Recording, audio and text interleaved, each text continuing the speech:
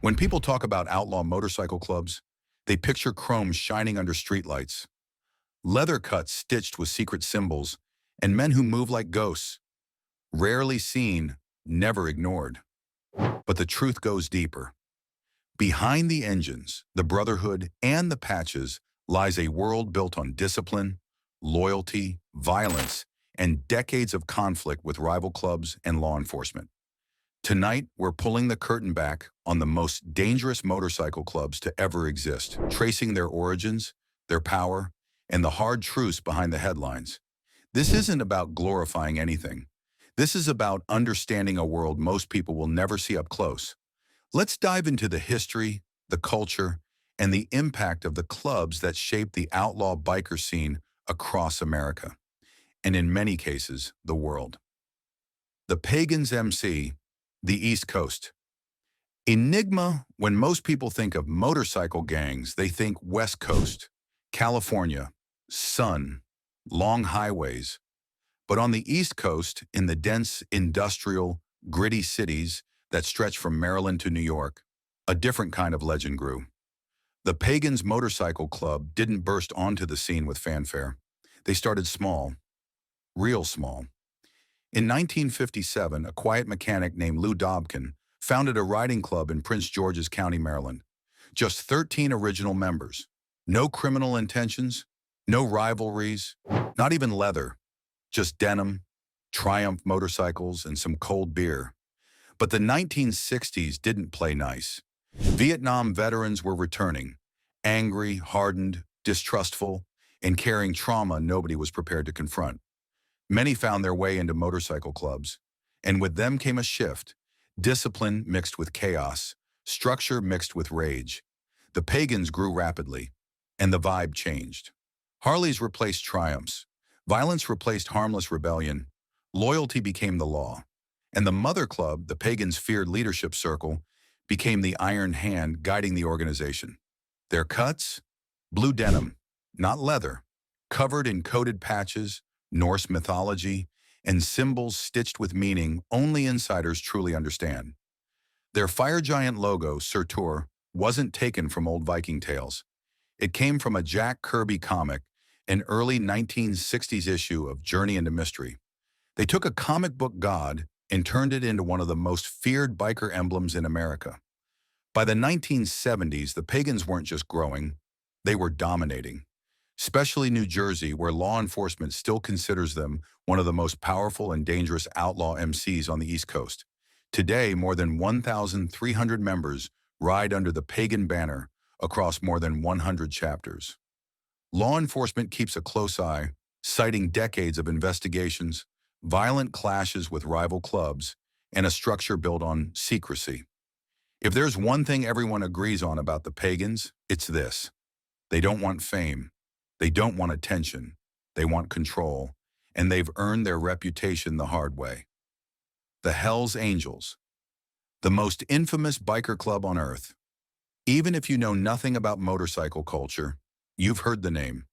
Hells Angels Motorcycle Club, the red and white, the death head, the myth, the movies, the headlines, the folklore. Founded in 1948 in Fontana, California, the Angels grew fast, faster than any club before them. They weren't just bikers, they became counterculture icons. By the 1960s, with figures like Sonny Barger, the Angels had become the face of the outlaw biker movement. Books, documentaries, and media attention turned them into rock and roll rebels. But beneath the image was a group with a strict hierarchy, rigid rules, and an almost military-level loyalty structure. Their conflicts with rival clubs, especially the Mongols and Outlaws, spanned decades and continents. Law enforcement agencies worldwide have spent years investigating the club, documenting everything from turf wars to large-scale criminal cases involving individual members. The Angels expanded like no other MC in history, 30-plus countries, more than 475 chapters, a true international outlaw motorcycle club. The HA's bottom rocker typically shows the state or country, and their patches are considered sacred. Losing them is one of the worst punishments imaginable. Law enforcement has labeled individual members in numerous investigations over the decades, but the club maintains that they are simply a brotherhood of motorcycle enthusiasts committed to riding and loyalty. Regardless of perspective, one fact stands. No motorcycle club has had a bigger cultural impact on the world than the Hells Angels. They are, without question, the most famous and infamous MC ever created. The Outlaws MC, the original one percenters. Before the Angels, before the Mongols, before almost everyone else, there were the Outlaws.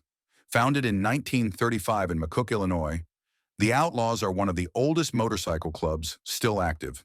Their motto, God forgives, outlaws don't. Known for their skull and pistons logo, Charlie, they became one of the first clubs to embrace the outlaw image. The Outlaws and the Hells Angels have been bitter rivals for generations. Their conflicts are some of the most notorious in biker history, especially across the Midwest, Florida, and the Northeast. The club expanded heavily after the 1960s, absorbing smaller clubs and forming a strict four-tiered hierarchy. Law enforcement has spent decades monitoring the group, with various investigations and federal cases involving individual members.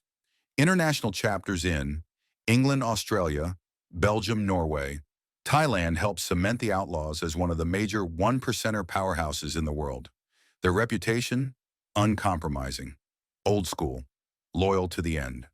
The Mongols MC, the California rebels who challenged the Angels in the 1970s, a group of Vietnam veterans in Montebello, California, formed a motorcycle club after facing rejection from existing clubs due to race and background. They called themselves the Mongols. Built from disciplined, battle-tested soldiers who didn't fear conflict, the Mongols grew fast, very fast. And they didn't just grow, they challenged the most powerful biker club in the world, the Hells Angels. This sparked a rivalry that remains one of the most violent in MC history. The Mongols' black and white patch, featuring a dense warrior holding a sword, became a symbol recognized far beyond the West Coast. For decades, federal authorities have targeted the Mongols with large-scale investigations, including attempts to seize the club's trademark logo, a legal effort unprecedented in American history. Today, the Mongols have chapters across the US, Mexico, Germany, Australia. Their reputation is tied heavily to law enforcement investigations and long-running conflicts with rival clubs, especially the HA, the Bandidos MC, the Texas Titans. Where the Mongols rose from rejected veterans, the Bandidos Motorcycle Club was founded by one. In 1966, Marine veteran Donald Chambers, who had served in Vietnam, formed the club in Houston, Texas. Their motto, "We are the people our parents warned us about." The Bandidos grew fast across Texas, then across the US, then internationally. They became one of the big five outlaw MCs, along with Hells Angels Outlaws, Mongols, Bandidos, Sons of Silence. Law enforcement documents frequently refer to them as one of the most structured and expansion-driven clubs in the world. They have chapters in Australia, Germany, Scandinavia, Thailand, Mexico, Canada. Throughout the years, individual members have been involved in numerous criminal cases, violent clashes, and high-profile investigations. Their conflicts with the Cossacks MC in Texas made global headlines. The Bandidos' red and gold colors are recognized everywhere. Motorcycles roar. The Vagos MC, the Green Nation. Born in the 1960s in San Bernardino, California, the Vagos MC created something different, a highly organized structure built around privacy, discipline, and global growth.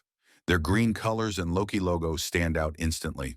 With heavy presence in the Southwest and strong expansion into Mexico and Central America, the Vagos built a reputation as a large Western club with an international footprint.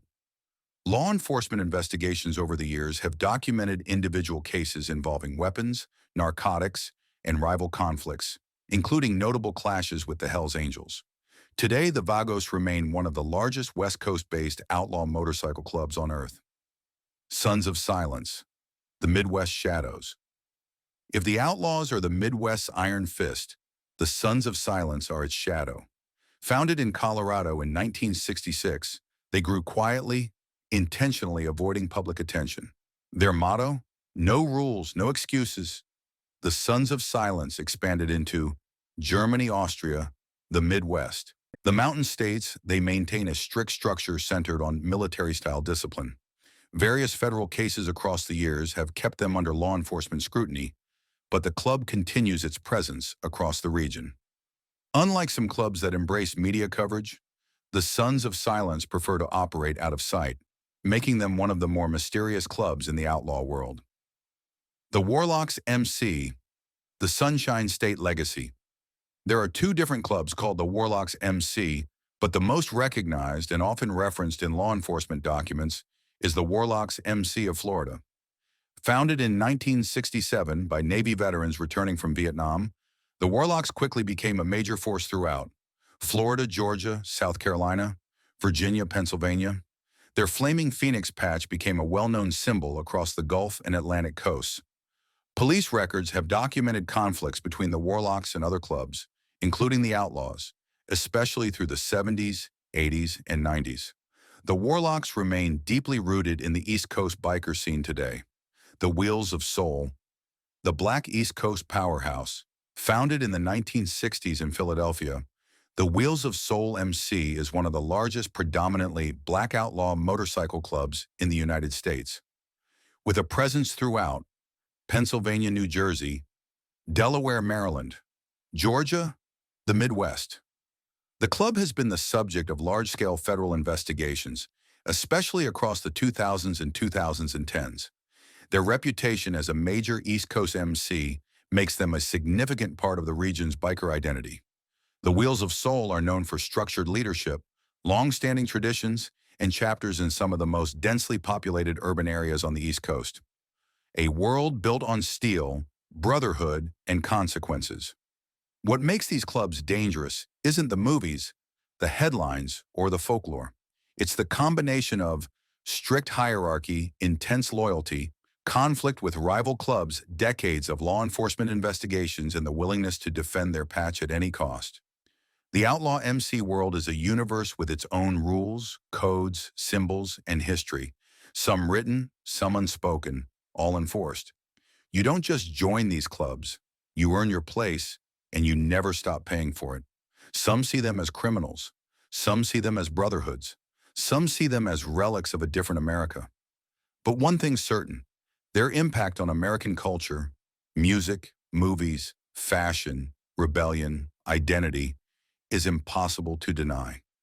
The legacy of the most dangerous MCs from the East Coast to the West Coast, from deserts to mountains, from small towns to global chapters, outlaw motorcycle clubs have carved their names into American history. They aren't fading. They aren't quieting down. They aren't becoming less relevant. If anything, they're expanding, evolving, adapting. The culture survives because it's built on something older than headlines: brotherhood, identity, belonging, loyalty, and the open road. Whether seen as outlaws or freedom riders, rebels or organizations, one truth remains. These clubs shape the world of biker culture, and they're not disappearing anytime soon. Outro. If you want more deep dives into outlaw MC history, symbolism, conflicts, and origins, drop a comment and tell me which club you want next. Stay curious, stay sharp, and ride safe.